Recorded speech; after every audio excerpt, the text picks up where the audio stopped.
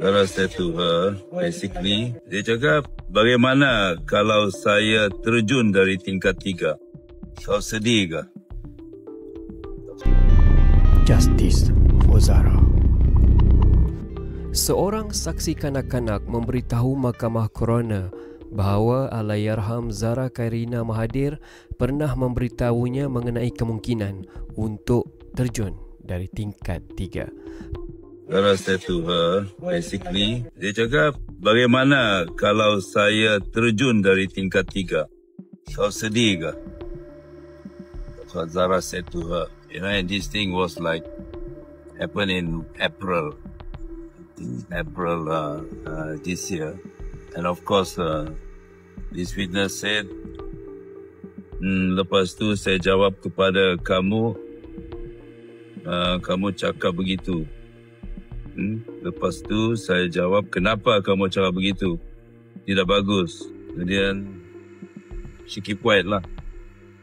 Zara keep quiet. Peguam Datuk Ramsing yang mewakili seorang saksi kanak-kanak berkata, saksi ke-8 kanak-kanak itu menjelaskan Zara Khairina hanya diam apabila bertanya kenapa arwah kata begitu. Zara pernah berkata kepada saksi, bagaimana kalau saya terjun dari tingkat 3? Kau sedih kah? Lepas itu saksi jawab, kenapa kamu cakap begitu? Tidak bagus, katanya. Kemudian Zara diam. Saksi berkata pada masa itu hanya mereka berdua di hadapan biliknya. Saksi berkata Zara melihat ke bawah dari koridor asrama dengan keadaan murung dan kejadian itu berlaku sekitar bulan April 2025, katanya kepada media selepas selesai prosiding pada hari tersebut. So, it's a setting lah when somebody have that in mind. Way back in April this year.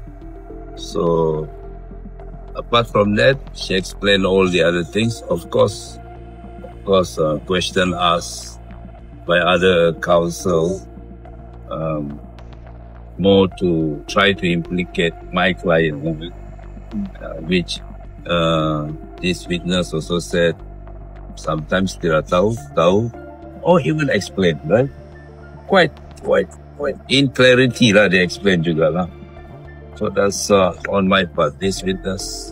Ramsing berkata lagi, saksi berkenaan tidak pasti sama ada Zara Khairina mempunyai konflik dengan pelajar lain di sekolah mereka dan dia mengaku tidak pernah mempunyai konflik dengan arwah. Katanya lagi, saksi juga tidak pernah nampak Zara Khairina dimarahi atau diganggu oleh pelajar lain. Saksi juga tidak pernah nampak sesiapa atau pelajar meraba atau melakukan perbuatan tidak senonoh terhadap Zara di bilik asrama atau sekolah, katanya. Keterangan yang saksi beritahu mahkamah yang saksi ke-8, apa lagi yang dia? Banyak pasal kejadian, pasal Zara kena panggil, lepas tu dia balik dari dari tempat dia senior, dia balik ke dom dia, berjalan kaki, menangis, tidur atas kapet. On the floor.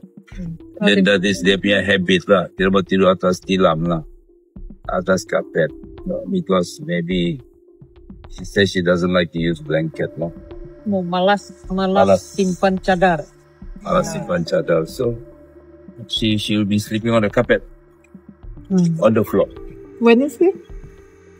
Whenever she gets scolded? No, that particular night. Normally. That particular night after the incident, she went back to say that she was in tears lah. She was crying lah, menangis. And then they asked whether jalan kaki ke, menangis, berlari ke.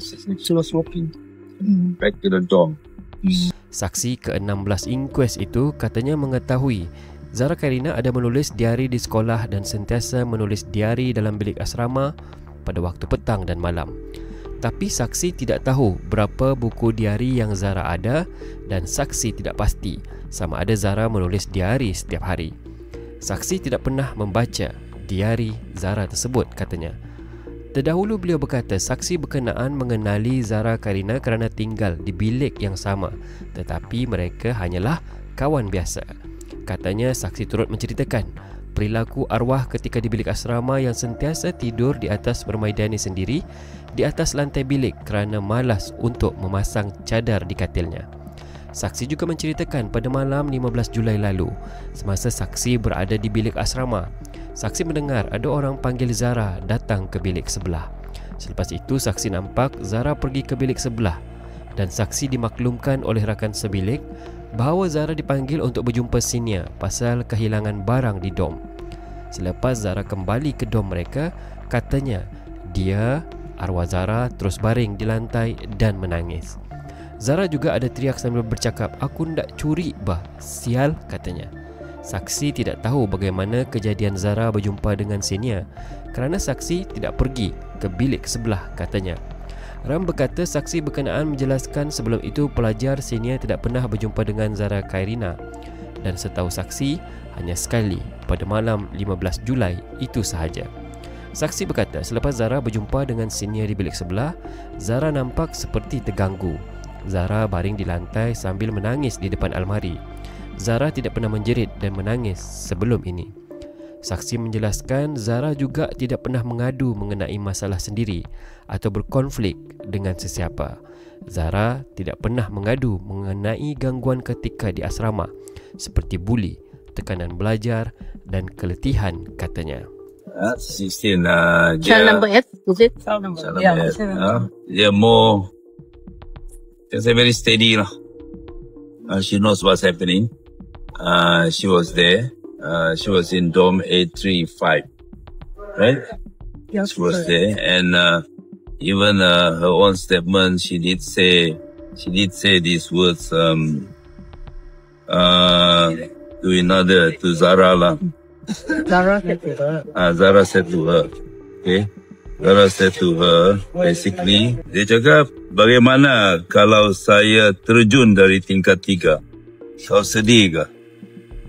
Kita nantikan pendedahan demi pendedahan yang akan kita ketahui melalui proses prosiding inquest Zara Khairina Mahathir yang akan bersambung nanti. Kerana perjalanan inquest ini sebenarnya masih panjang. Masih ramai lagi saksi yang akan dipanggil, termasuk keterangan-keterangan pakar berdasarkan bukti-bukti, pemeriksaan, siasatan dan apa sahaja yang berkaitan dengan kes arwah Zara ini. Janganlah kita membuat andaian terlalu awal dan membuat kesimpulan tergesa-gesa tanpa mendengar keseluruhan proses inquest. Serta apapun jua keputusan sebenar inquest adalah di bawah kuasa Mahkamah Coroner. Jangan lupa untuk menekan butang subscribe, like dan kongsikan video ini. Tinggalkan komen dan pendapat anda. Yang baik itu budi, yang indah itu bahasa. Semoga kita berjumpa lagi di lain waktu, di lain masa. Anda semua memang best.